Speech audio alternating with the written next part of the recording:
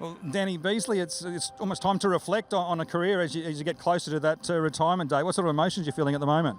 Yeah, it's becoming pretty surreal. Like every day when you come to these meetings, and especially when you coming to these meetings, like these big days where it was a very important part of your career and life.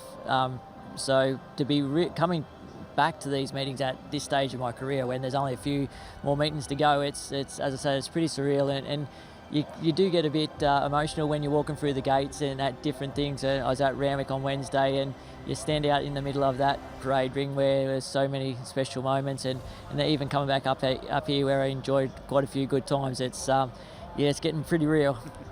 Just talk us through the reasons for the decision to retire now. Primarily just opportunity. I've been able to establish stabling back at home where I'm going to train at Wagga Wagga, which it hasn't been easy to do, and I've just got the number of horses us building up, and I've just finding it. It had to be a decision to train or ride. It was too hard to start to give both my full attention, and if you're just going to give half, it's too hard. You're not being fair to your owners or to your connections that you're riding for. So, I've really enjoyed the riding since I come home, and still are.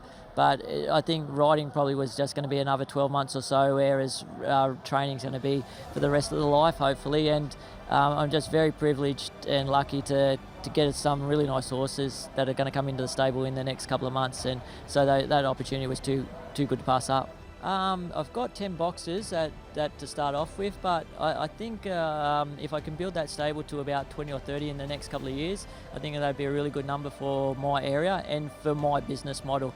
I'm lucky enough, one of my best mates is Mark Newman, trainer in Hong Kong, and he set me up with some really nice horses. So the part of the business plan will be also not only be racing and training horses in for Australia, but also preparing some for Hong Kong. So, as I said, I'm very lucky to be walking into the opportunity that I got, and I'm under no illusion that I am pretty lucky in that regard. So if I could build that stable in the next couple of years to 20 or 30 horses, it'd be a very nice number just for the area where I'm at Wagga Wagga. You spent 15 years in Singapore. Was it a culture shock for you and the family to come back and go back to country New South Wales? Yeah, you get pretty spoiled living in Singapore. It's a unique city, and it's a very convenient place to live. So you feel sometimes you're living in a bit of a bubble up there. So to be coming back to Wagga Wagga was pretty surreal. So can't speak highly enough of way my wife and the kids have adapted to the lifestyle back home, and they've really settled in, and super proud of the kids. They were always was the biggest worry about how they were going to adapt, but they've adapted to the lifestyle really well and done really well in their schooling and their sports, and so super proud. As I said, you had the decade and a half in Singapore. What were some of the real highlights for you over there? I think definitely the winning the Gold Cup on Limbs Lightning.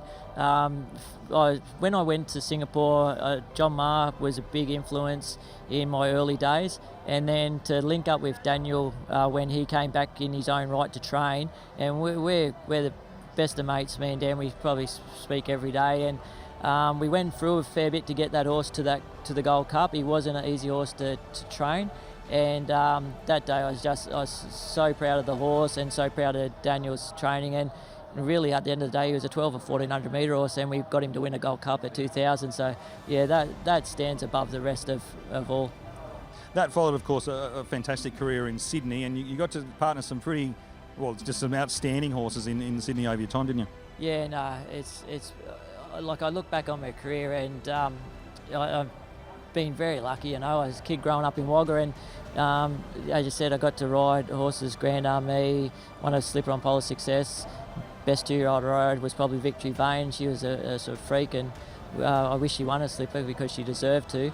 And then the horses the opportunities that Gay gave me through my years, it's like I'm forever indebted to her. And she was the one, Gay, that really took me and gave me the opportunity to be able to compete in the big races and on the big days. So as I said, I'm forever indebted to Gay. Beedman has to get desperate on the champ. Grand Army still 3 in front of Lonhro. He can't do it.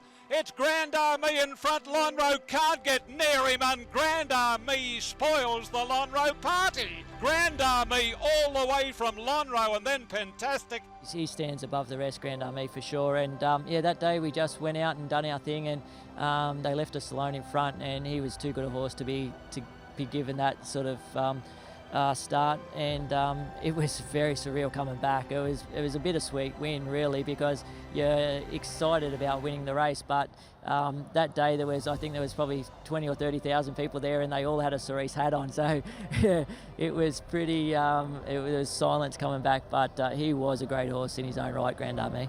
Standing here now, looking ahead to your training career, what would you like to achieve as a trainer? Just be successful, Nath. Like being down at Wagga Wagga, it's obviously there's some restrictions, but I'm going to be pretty spoiled, as I said. I'm going to have some pretty nice horses. Mark and his owners from Hong Kong have sort of gifted me some pretty nice horses, so I'd like to think that I can be able to, if I get one good enough, take him up to town and be competitive.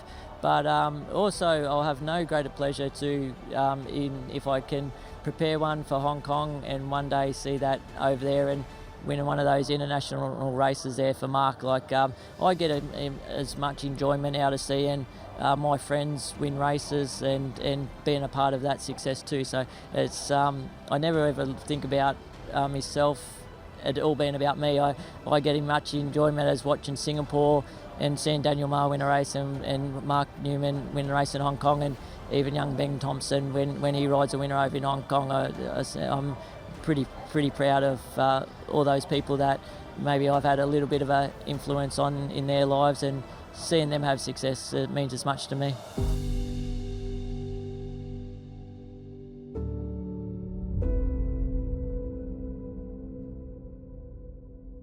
Chances are you're about to lose. For free and confidential support, call the number on the screen or visit the website.